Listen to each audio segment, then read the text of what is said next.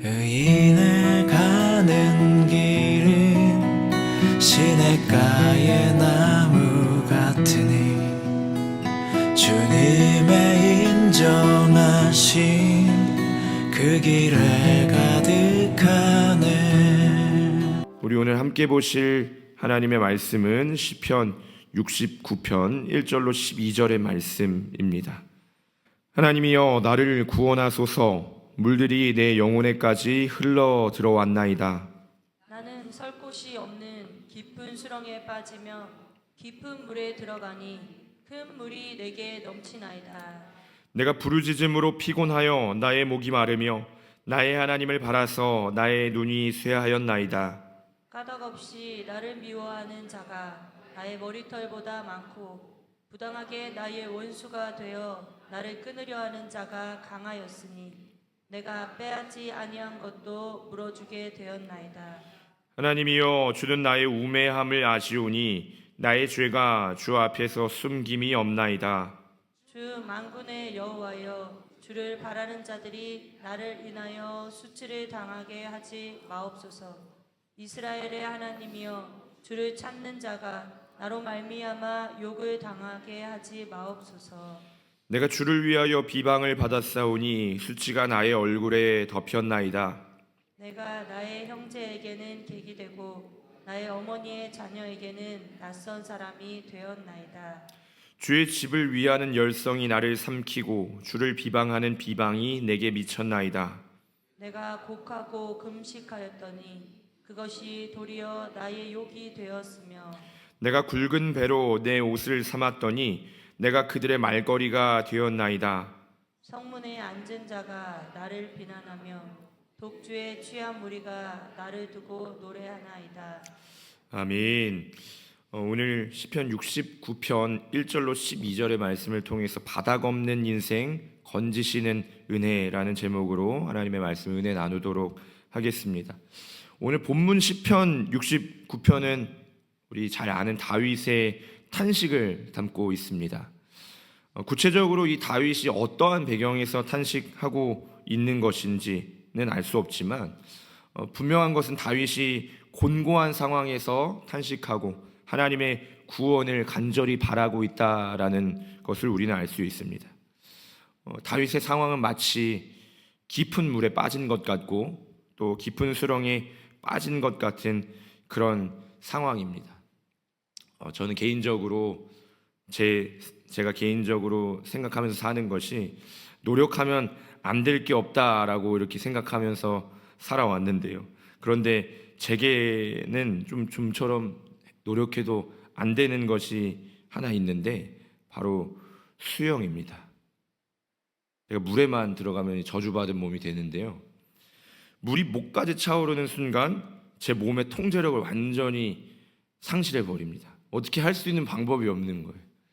그래서 이 발이 이 바닥에 닿지 않으면은 그때부터 바보가 됩니다.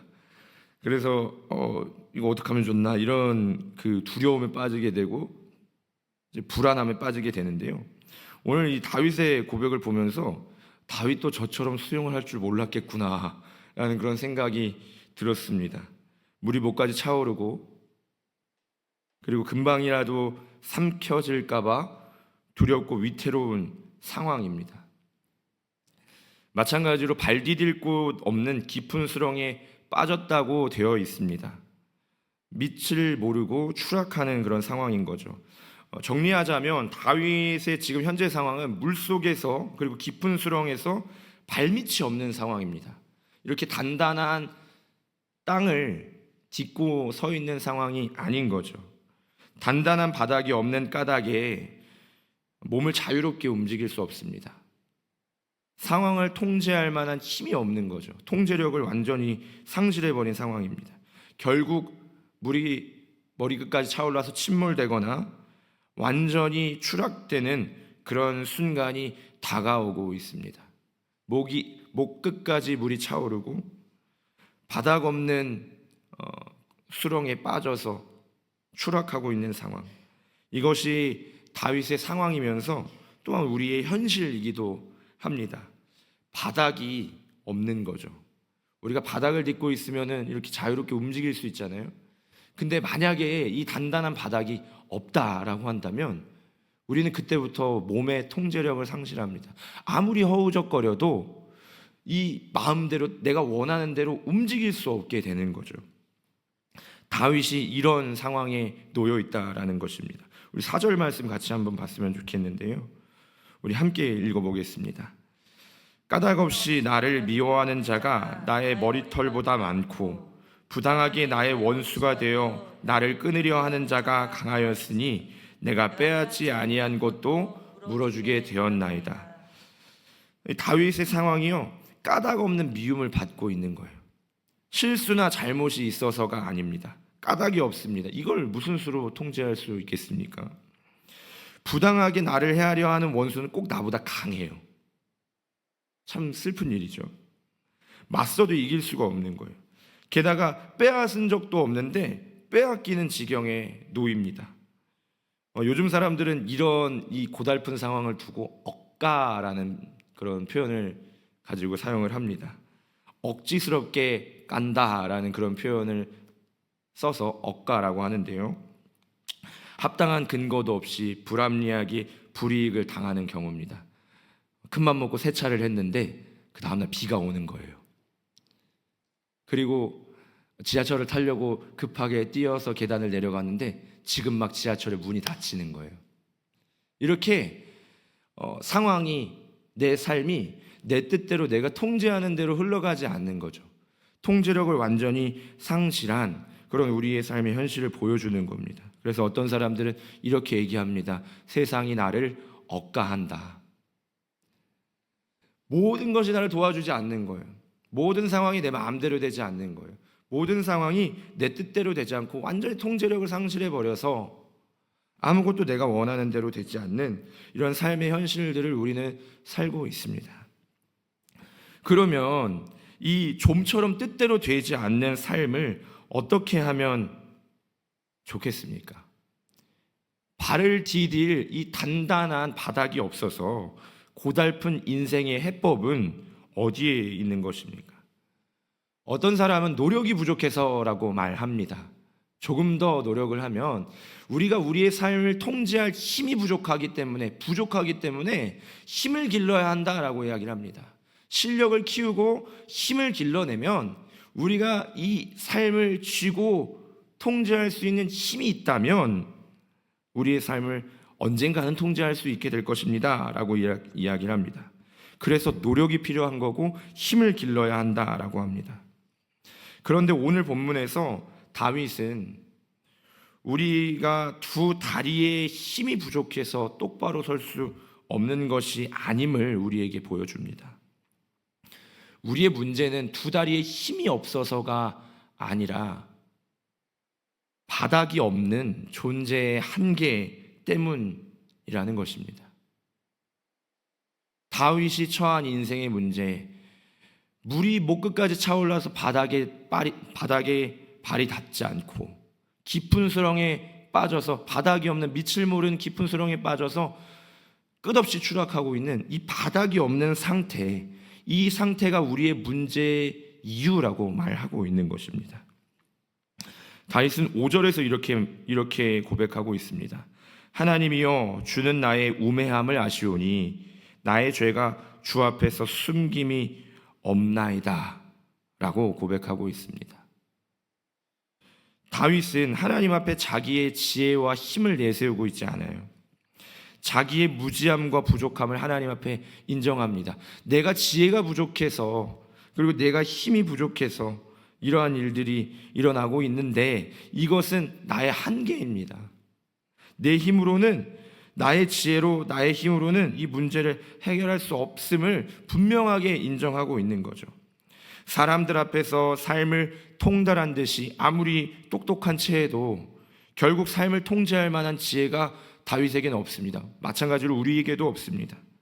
사람들 앞에 아무리 깨끗한 채하고 거룩한 채 하더라도 하나님 앞에 당당하게 뭔가를 요구할 만큼 깨끗하지 않음을 다윗은 너무나 잘 알고 있습니다.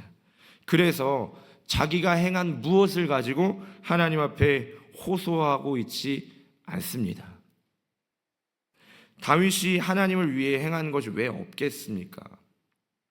그러나 그는 이 통제할 수 없는 상황으로부터 자기를 구원하는 그 힘이 자기의 행한 많은 일에 있지 않고 자기가 행한 일의 크고 작음에 있지 않음을 너무 잘 알고 있습니다. 그래서 다윗은 하나님의 인자와 긍휼을 향하여서 호소하고 있는 것입니다.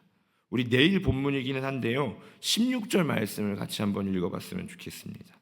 16절 말씀 우리 함께 읽어보겠습니다. 여호와여, 주의 인자하심이 선하시오니 내게 응답하시며 주의 많은 긍휼에 따라 내게로 돌이키소서. 아멘.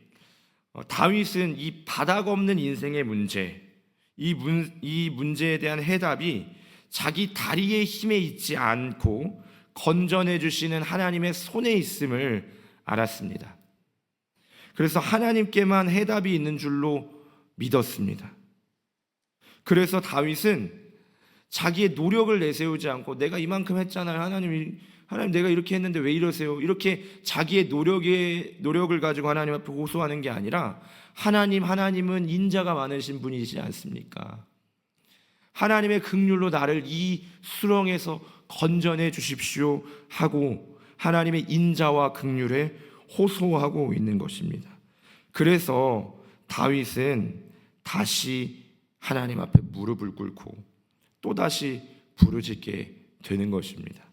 우리도 마찬가지입니다. 우리도 다시 하나님 앞에 무릎 꿇고 또다시 하나님 앞에 부르짖는 것, 이것이 우리가 해야 할 마땅한 바인 줄로 믿습니다. 그래서 3절 말씀을 우리 함께 주목해 봤으면 좋겠는데요, 3절 말씀 한번 읽어보겠습니다.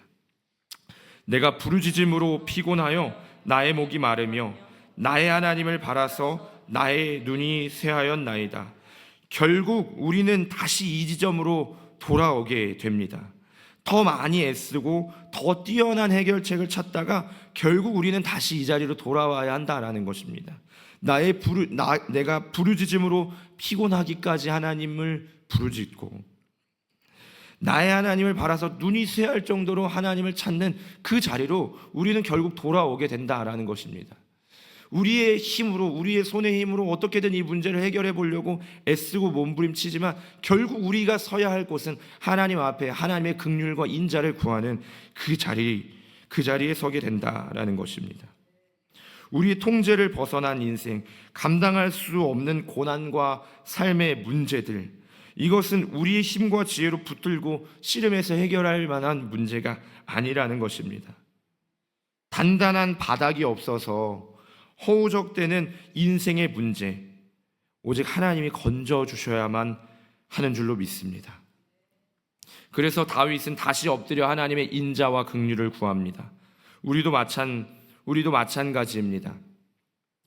더는 목소리가 나오지 않을 지경까지 온몸이 피곤하고 쇠하기까지 하나님 앞에 엎드려 본 때는 언제이십니까? 마음 먹고 엎드려 부르짖다가도 금세 다시 멈춰서서 우리의 손의 힘으로 해결책을 찾아 나섰던 우리의 모습을 보게 됩니다.